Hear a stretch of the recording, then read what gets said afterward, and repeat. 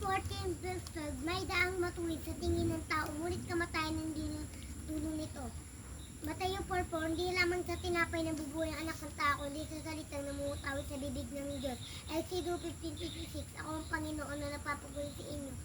Genesis 1:1, nang pasimula nilikha ng Diyos ang langit at lupa.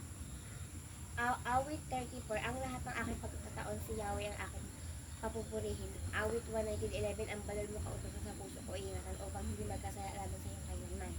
John 3:16, sapagkat gayon na lamang pag-ibig ng Diyos sa katawan, kaya binigay niya kaisa-isa ng anak upang sino mang sumampalataya sa kanya ay hindi mapama, kundi magkaroon ng buhay na walang hanggan. 2 Corinthians 5:17, kaya kung nakipag-isa na kay Kristo ang isang tao, isa na siyang bago nila, wala na ang dati niyang pagkatao, sa halip ito ay napalitan na ng bago. Roma 3:10, ayon sa nasusulat, walang matuwid, wala kahit isa. Yun na, wala na.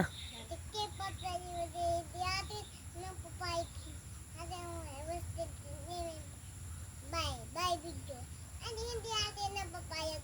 Amen natin guys. Alam mo, hindi atin ang libos ko, hindi atin manbos. Bangkos, kasi kuko. Bagos. Paano? Ang memory verse mo, bagos. Hindi makalimutan. Paano? Parang hindi atin.